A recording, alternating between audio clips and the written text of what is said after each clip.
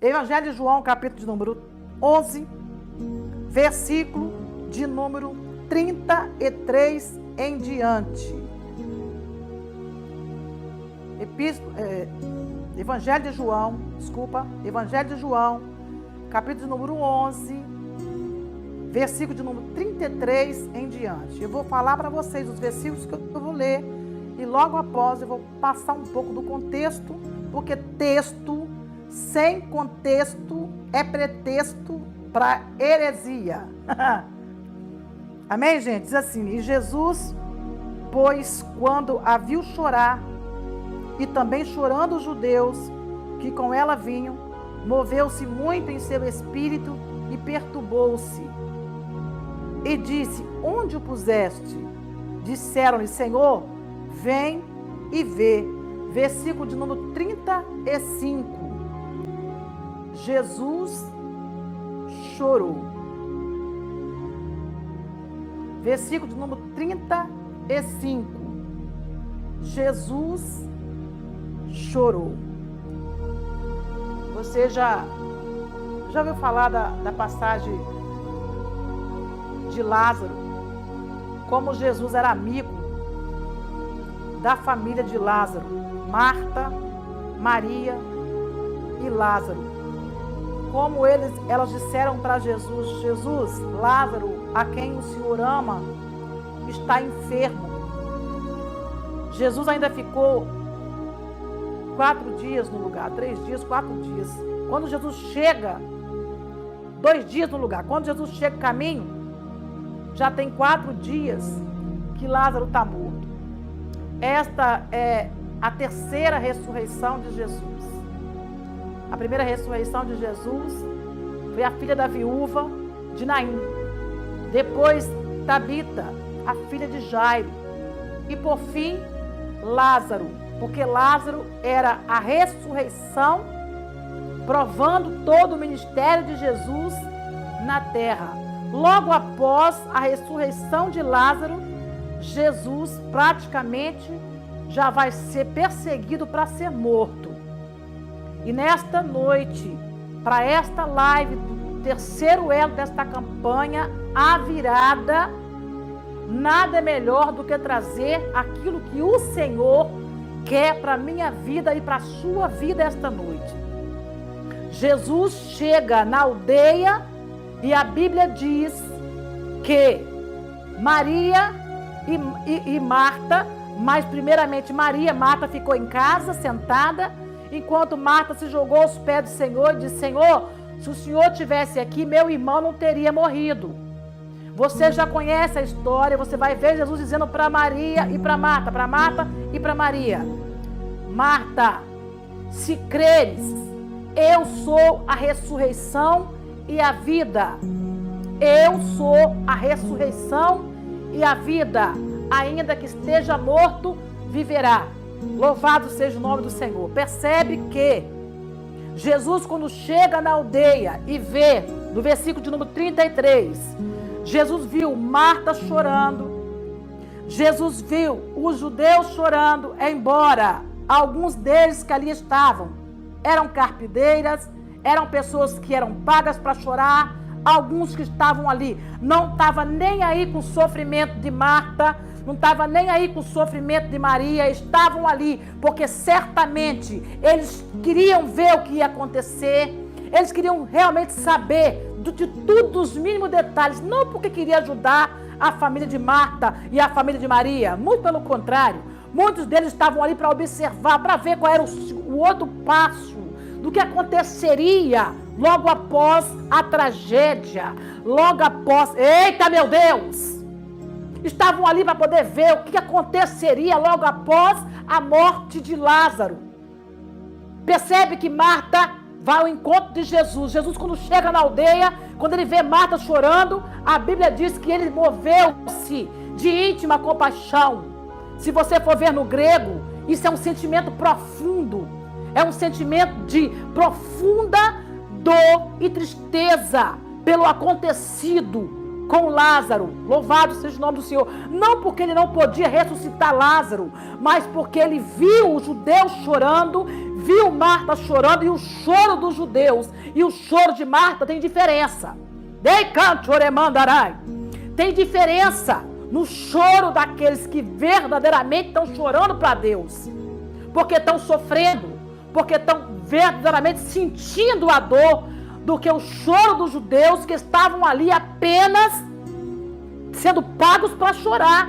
E muitos deles estavam ali para dizer: eu estou aqui, enfim, porque eu estou condoendo com a família de Marta, eu estou condoendo com a família de Maria. Mas na verdade não era assim, não era isso. E Jesus, quando chega, ele chora. E ao chorar, ele está sentindo a profunda tristeza de Marta, porque ele amava essa família, assim como ele ama a minha família, assim como ele ama a sua família. A extrema tristeza de Jesus, quando chega e vê Marta chorando, ele chora ao ver Marta chorando e ao ver os judeus chorando. Entende que Jesus, quando chora, no versículo 35, só tem esse versículo: Jesus chorou. Por que ele chorou? Porque ele se condoeu com o sofrimento de Marta, com o sofrimento da casa de Lázaro. Não porque ele não podia ressuscitar, mas porque ele sofre junto conosco. O próprio Jesus, ele sente as nossas dores, ele sente as suas dores. É por isso que, aleluia, é por isso que não dá para aceitar ainda hoje, não dá para aceitar hoje, na geração que vivemos, nos tempos contemporâneos, nos tempos de hoje, na atualidade, não dá para aceitar nós ficarmos fingindo que estamos chorando, que estamos sofrendo com a dor do outro, quando isso verdadeiramente não está nos preocupando em nada. É muito fácil eu falar que estou condoendo com você, quando isso não está atingindo a mim em nada. É muito fácil dizer: eu estou do seu lado, quando certamente eu estou ali, mas não está me prejudicando em nada. Eu estou fingindo que eu estou chorando, eu estou fingindo que eu estou sentindo, eu estou fingindo que eu estou te ajudando, eu estou fingindo que eu estou pregando, eu estou fingindo que eu estou fazendo alguma coisa importante, mas verdadeiramente não estou fazendo nada. Então Jesus, quando chega na aldeia e vê Marta chorando, vê Lázaro, aleluia, vê os judeus chorando, Jesus vai sentir esse sentimento. Jesus vai sentir esse sentimento de profunda tristeza, de profunda compaixão, tanto pela vida de Marta, como pelas pessoas que ali estavam, porque Jesus está vendo o sofrimento de um e está vendo o não sofrimento do outro. Por isso Jesus chora, porque se fosse só por Marta, ele nem choraria tanto, ou talvez nem choraria, porque ele diria: Marta, vem cá, e daqui a pouquinho eu vou ressuscitar Lázaro ali, menina, fica tranquila. Não precisa chorar não, Marta, descansa aí, fica tranquila, porque eu sou a ressurreição da vida, vou ressuscitar Lázaro aí agora há pouco. Mas Jesus chorou para mostrar que ele também sente, ele também sente quando você sofre, quando eu sofro, quando o seu filho sofre, que se a dor do próximo não atinge você, esquece esse evangelho.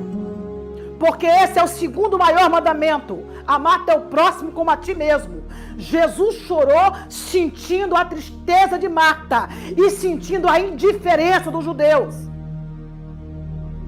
Então percebe uma coisa: se você quer pregar na atualidade, se você quer ser um verdadeiro evangelista, um apóstolo, um discípulo.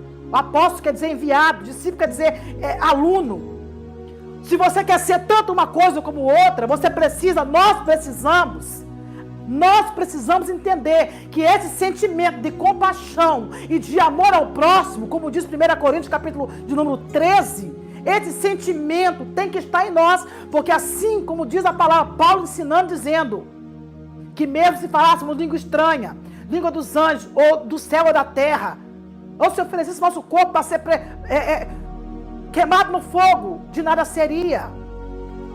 Então, se a dor do próximo não lhe incomoda, se o sentimento de perda do outro não está atingindo você, não está mexendo com você, esse evangelho que você prega é mentiroso. Esse evangelho que nós pregamos é mentiroso, porque o evangelho que Jesus prega, eita meu Deus, o evangelho que Jesus sempre ensinou é um evangelho de amor, de compaixão, porque ele sentia isso. Quando Jesus chega, ele vai chorar. E a Bíblia está dizendo, Jesus chorou, versículo 35. Aí versículo 36 diz assim, disseram, pois, os judeus, vede como o amava, porque Jesus chorou. Eles disseram, vede como o amava, só porque Jesus chorou. Eles disseram, veja como ele amava, só porque Jesus chorou. Eles não levaram em conta, os judeus falaram isso, veja como o amava. Eles não levaram em conta que Jesus, ele simplesmente estava ali e chorou, não por conta que Lázaro tinha morrido. Jesus chorou porque Jesus amava aquela família, e não só por isso. Jesus chorou porque certamente já tinha uma convivência. O Senhor já tinha uma proximidade com essas pessoas. Antes de Lázaro morrer, Jesus esteve na casa de Marta e de Maria. Era uma convivência, era uma ligação, era um sentimento mútuo. Eles se amavam. Então, quando Jesus chora aqui, a impressão que deu para os judeus é que Jesus amava aquela família, e exclusivamente aquela família. Só que Jesus não estava chorando apenas por Lázaro. Jesus estava chorando por aqueles que não acreditavam na ressurreição, por aqueles que não acreditavam que Jesus podia mudar a situação, pelos incrédulos. Esta é a verdade. Jesus chorou pela incredulidade do povo. Ele disse isso para Jerusalém, quando ele saiu de Jerusalém, disse, Jerusalém, Jerusalém, terra que mata os profetas e apedreja os que te são enviados. Quantas vezes eu quis vos ajuntar como a galinha junta os seus pintainhos, mas vocês não quiseram. Então Jesus assim, eu não fiz mais milagres na terra onde ele nasceu, por quê? Por causa da incredulidade do povo. Jesus chora agora por conta da incredulidade, por conta da insensibilidade. E eles acham que Jesus está chorando simplesmente por causa de Marta. Não! Jesus chora por causa dos sentimentos de Marta, por causa da família que ele amava, e também chora por aquelas famílias que também não acreditam que pode haver uma ressurreição, que pode haver cura, que pode haver restauração, que pode haver milagres, que pode haver, aleluia, ressurreição espiritual. Jesus chora quando ele olha e vê que o povo simplesmente olha assim, ele chorou porque ele amava. Não cai a ficha. Eles não estão percebendo que Jesus está ali e não está chorando só por conta disso, pelo sentimento que sentia pela família de Lázaro, mas por tudo que ele estava vendo. Ele estava vendo. Não pensa que Jesus não está vendo a sua dor, o seu sofrimento. Assim como não pensa que Jesus não está vendo a sua indiferença, a sua incredulidade, a forma como você age com as pessoas, achando que Deus não está vendo. Você, praticamente, quando eu falo você, eu abranjo todos os agentes. Não pensa que Deus não está contemplando, porque Ele esquadrinha. Ele esquadrinha pensamentos e coração, as intenções do coração do ser humano. Ele esquadrinha. De que me adianta chegar aqui numa plataforma como esta, com milhares de pessoas, graças a Deus, chegou aí mais de 201 mil inscritos no canal.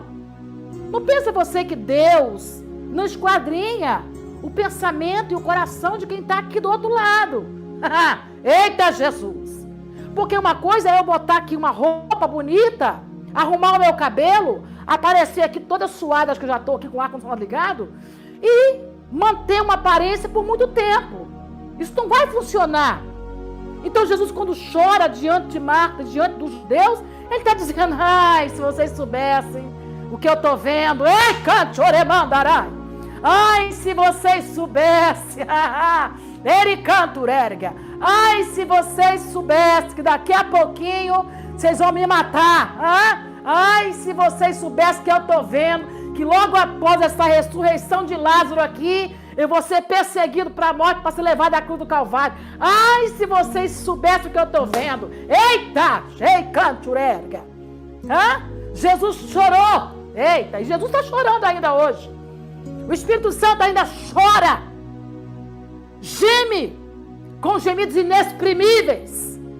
Jesus ainda olha para a terra, contempla Martas, contempla Marias, contempla famílias como de Lázaro, assim como contempla você, como contempla eu hoje na atualidade. A família de Lázaro hoje representada na sua casa, aonde chega a morte, aonde chega a enfermidade, aonde chega a falta de alimento, como ele abençoou, aleluia, a multidão faminta, multiplicando os pães, como ele abençoou o casamento em Caná da Galileia, transformando água em vinho, simbolizando a felicidade, tirou a tristeza e trouxe a alegria, porque Jesus se preocupa sim, porque ele ama você sim, porque ele conhece sua dor sim, preocupa com o seu sentimento sim, porque ele sabe quando você chora, ele sabe quando você está sendo perseguido, ele sabe quando você está sendo caluniado, ele sabe quando você chora, ele chora contigo. Ei, canto, oremai. Não pense que Jesus morreu na cruz do Calvário e se esqueceu de uma igreja que ainda está na terra. Não pense que ele não está vendo a sua dor, mas ele também está vendo, ele também está contemplando a indiferença. E eu já vou encerrar aqui para nós orarmos. Versículo número 38. Versículo 37 e 38. E alguns deles disseram: não podia ele, olha bem. Ai, Jesus, não entende nada. Ô raça que não entende nada. Só consegue ver o que está diante dos olhos. Falo mesmo. Falo mesmo. Ô povozinho que não consegue enxergar nada diante, um palmo diante do nariz. Era o que esse povo judeu fazia. Não podia ele, eita meu Deus, que abriu os olhos do cego, versículo de número 37. Fazer também com que esse não morresse. Olha como o povo é cego.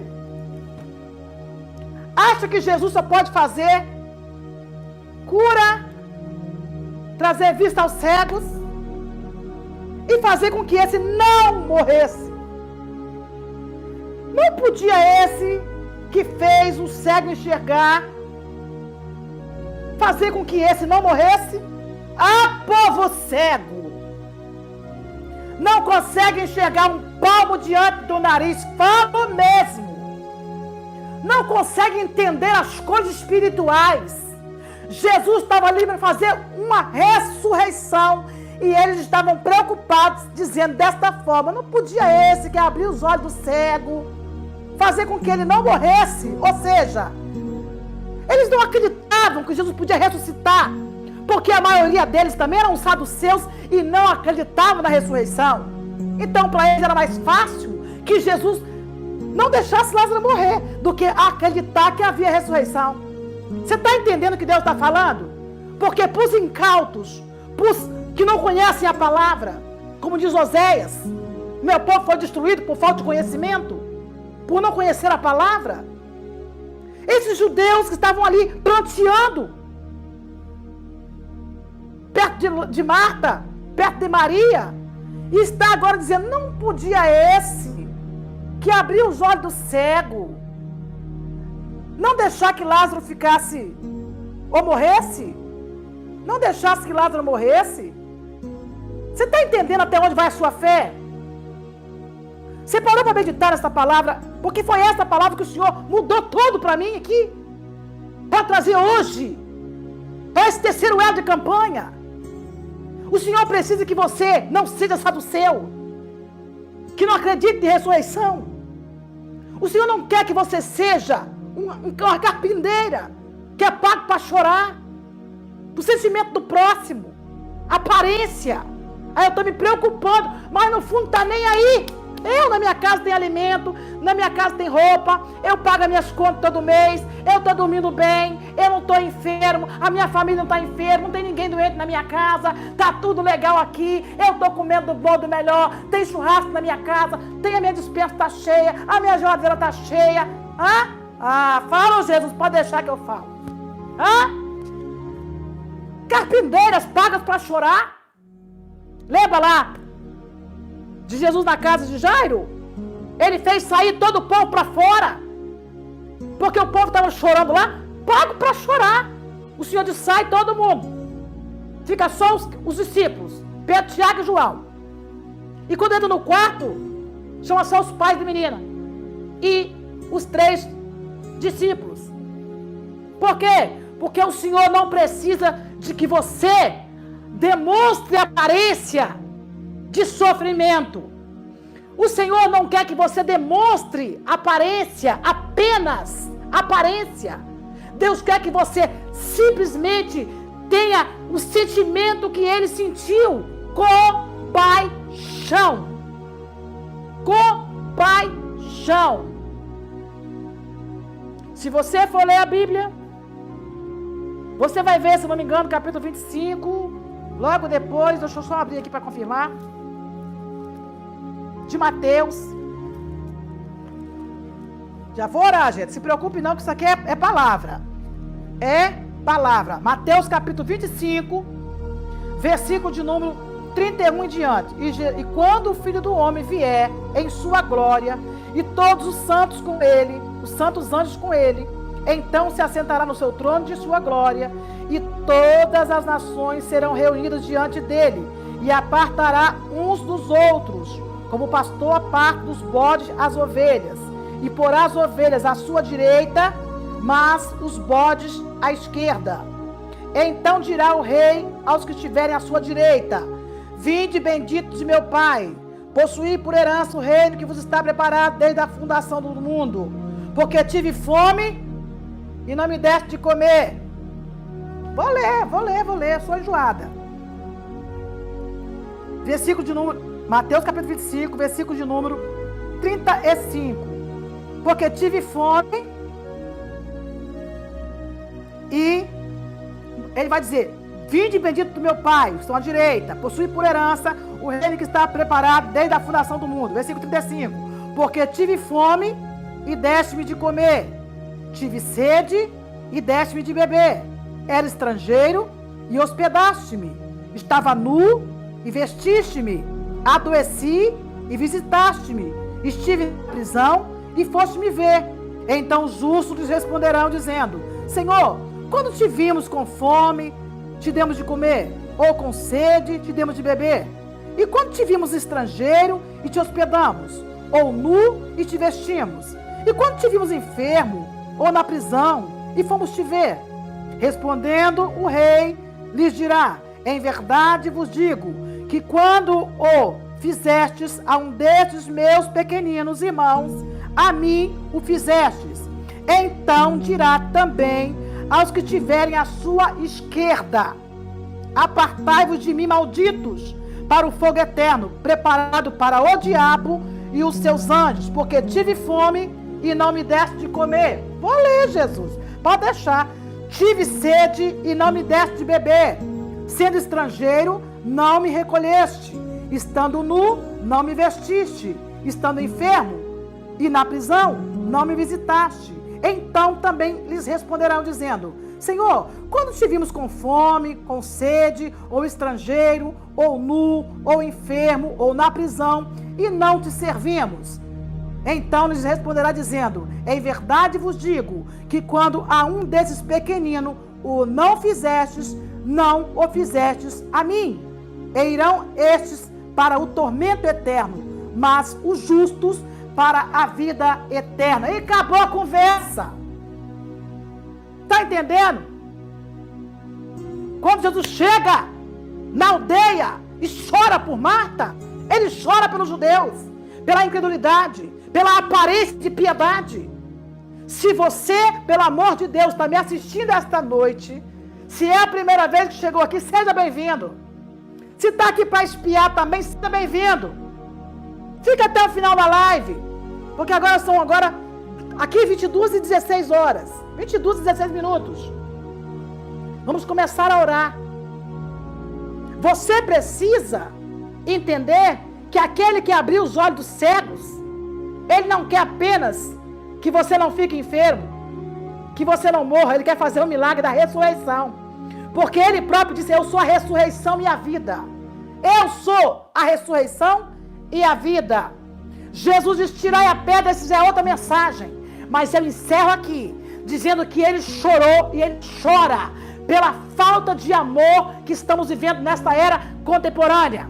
Nesse tempo do século 21, nessa geração, que infelizmente é uma geração insensível, que não está nem aí, problema seu, eu estou comendo, estou bebendo, estou dormindo, estou fazendo acontecendo, estou construindo, estou fazendo aquilo, problema seu, se está chovendo, se está caindo em costa, se está relampeando, está dormindo na chuva, se está passando fome, está passando necessidade, vai chegar o momento do Senhor separar a direita da esquerda, vai chegar o momento, está chegando o momento. Ele vai separar a direita da esquerda. Vai dizer: peraí, não fizeste pro pequenino não? Não fizeste não? A mim não fizeste. Isso é nova aliança. Esta palavra, quem disse foi Jesus. Não foram os apóstolos. Não foram os discípulos que falaram essa palavra. Foi o próprio Jesus. Tá pensando o quê? Quer discutir com quem? Comigo? Problema seu. Mas a palavra precisa ser pregada. A palavra precisa ser vivida. A palavra precisa ser vivida. Eu não posso falar de amor se eu não tenho amor para dar. Eu não posso falar de perseguição se eu não sou perseguida. Eu não posso falar de fome se eu não passei fome. Eu não posso falar de nudez se eu não andei maltrapilho. Eu não posso falar de sofrimento se eu não sofro. Gente, isso é fato.